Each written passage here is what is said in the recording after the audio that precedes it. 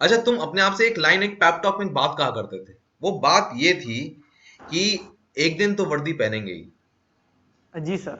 ये pipe talk आती कैसे थी तुम्हारे दिमाग में? The NIT call letters in your head, भगवान का तुम्हें इशारा दिख रहा है, ठीक है। ये पैप टॉक आई कहां से?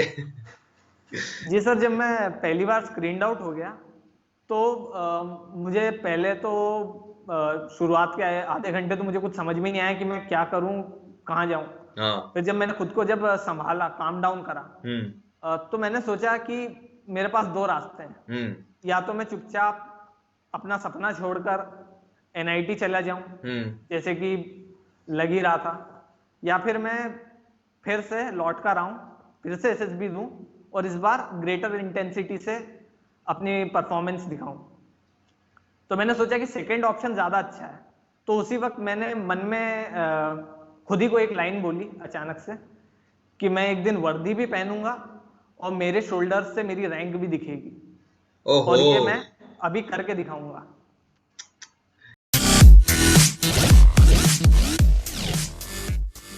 A very warm welcome to all of you to Self Selection Board, a one step towards uniform। मेरा नाम है शुभम वाशने।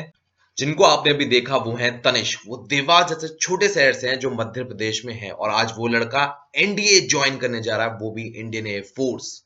अभी मैंने आपको बताया है कि तनिष एनडीए में एयरफोर्स ज्वाइन करने वाले हैं, और आने वाले समय में वो आपको कुछ ऐसे दिखेंगे। But he is a very simple गाय।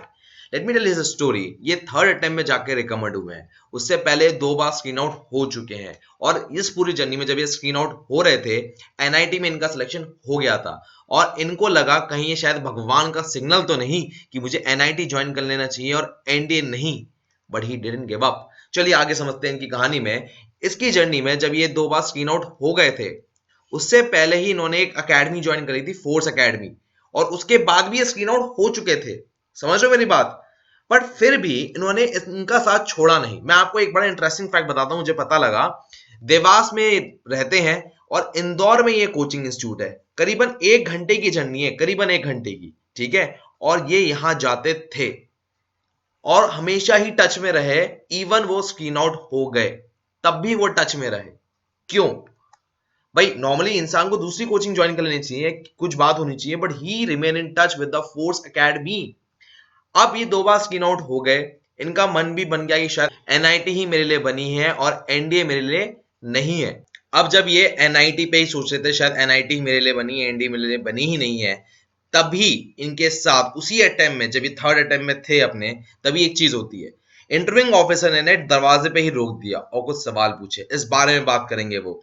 इसके बाद ये बताएंगे कि इन्होंने इस पूरी जर्नी में गिव अप क्यों नहीं किया। इनके जो बार बार स्क्रीन आउट हो रहे थे ये कैसे कन्वर्ट हुए, और फाइनली AR-16 तक इन्होंने अपनी जर्नी कैसे खत्म की। ये इंटरव्यू आ रहा है कल रात 9 बजे, मतलब संडे को आ रहा है। संडे को आ रहा है 28 मार्च 2100, मतलब 9 बजे आ रहा है। इसका लिंक डिस्क्रिप्शन बॉक्स में है। And you have to give 300 likes before release. ये बहुत इंपॉर्टेंट होता है, और हम चाहते हैं आपके सवाल आए। आप सवाल अगर डालेंगे तो या तो मैं इस वीडियो में लूंगा या अगली वीडियो में, पर लेता जरूर हूं। सो ask your question and this video you will find over here. You can also click over here and click like. We want your like, we want your support, we want your questions. The more questions are there, the better interview it will be. So ask your question. We are waiting for your question. Take care, bye bye, and see you at 9 p.m. on Sunday.